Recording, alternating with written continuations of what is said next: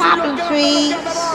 Ridicache, Thierry du Val-d'Estia, Ridicache, Franck qui va, Maraja deuxième, Maraja qui revient sur Ridicache, Maraja les deux favoris, Ridicache, Ipiti Foura, Ridicache, Franck qui va, Thierry du Val-d'Estia, Maraja est deuxième, Olteni Biwell c'est troisième, Olivier Garcia quatrième, Quater Jetli cinquième.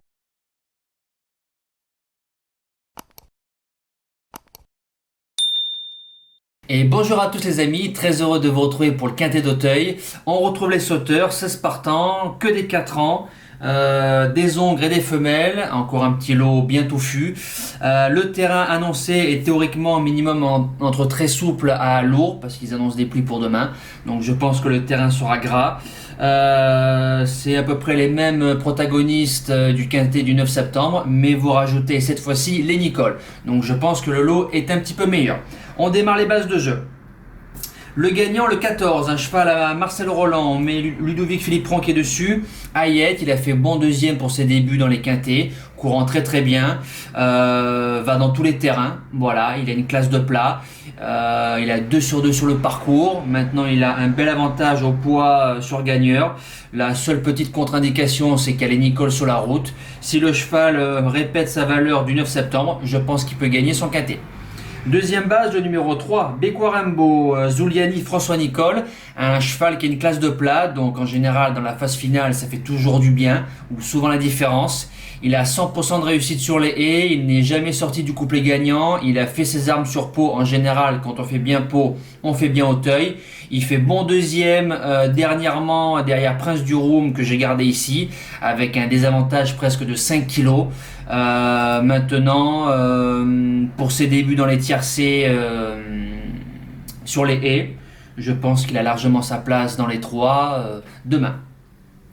Le Challenger Las, gagneur, le gagnant du quintet de référence, très très bien.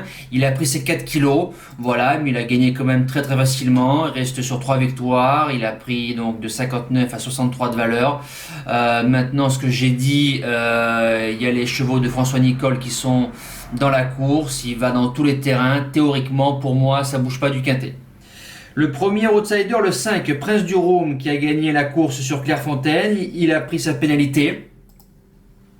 Prince du Roum, il a 50% de réussite sur le tracé, va pratiquement dans tous les terrains, mais petit inconnu sur le lourd. Voilà, petit inconnu. Maintenant, sur ce qu'il m'a montré, sur la forme, il devra avoir sa place dans les 5-6 premiers demain.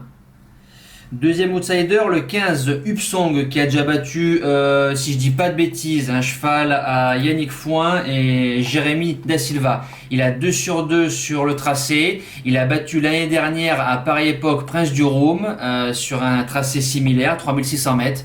Voilà, maintenant il a 2 courses de rentrée, ça a dû viser ça. En général, quand Foin se déplace à Auteuil, c'est pas pour faire un tour de piste. La suite du pronostic, le 2, Polydayana Lojac, une jument à François Nicole, a fait une rentrée gagnante dans un lot qui tient la route à Compiègne face à des chevaux en 62 valeurs. Débute dans les quintets, débute dans les handicaps.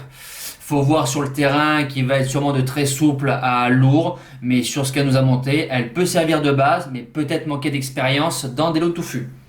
Après, j'ai mis le 8, Zourequin, 5e de l'épreuve de référence. Ce que j'ai expliqué, donc le lot un petit peu meilleur avec les Nicole. Zourequin, s'il nous répète cette valeur-là, il peut gratter son petit lot. Et je termine avec le numéro 6, Goldalen, des sous-terres qui est à la monte, Kazakh Papo. Goldalen a 2 sur 3 sur le tracé, débute dans les handicaps, débute dans les quintets, a une belle ligne avec la jument de François Nicole, le 2, ça se garde en bout de sélection. En cas de non partant, le 10, Sergent Pepper peut manquer d'expérience. Un autre cheval à François Nicole, une belle ligne avec Jalucel qui a fait l'arrivée de groupe 3. Voilà, mais n'a que 3 courses à son compteur. Peut-être, ça peut être juste, mais mettez-le dans un champ réduit. Mes impasses, le 11, Kim River, une rentrée de 6 mois, je tombe, a besoin de rassurer, je raye. Et le numéro 12, Godomar. Godomar, qu'est-ce que j'ai marqué sur lui ? C'est un sujet qui va devant, peut-être il peut s'étouffer face à ce genre de chevaux qui sont très endurcis dans les quintets. Donc ce sera sans moi. Voilà, nous passons au cheval du jour. Le cheval du jour, hier en réunion 4 course 5, le numéro 6, Galant Gala, mené aux oignons par Johan, bon quatrième avant le coup, donc place qui fait mal, distancé après enquête, si Johan le lâche, début de ligne droite, le cheval est part au galop, donc peut-être qu'il a besoin de poids aux antérieurs, c'est dommage, mais au moins il nous a prouvé qu'il avait la valeur de Paris, donc faut le garder pour cet hiver. Nous espérons une victoire de El Costo du Banet qui est à 10 contre 1 pour essayer de faire quitte, donc ça serait bien. Sinon le mois sera un petit peu en perte, voilà, dommage. Pour redémarrer le mois d'octobre, alors sur l'hippodrome de Cabourg, un cheval que j'ai vu débuter à Moulins-la-Marche avec son entraîneur Sébastien Guarato, fils de Bold Eagle. Il est très marqué de son père.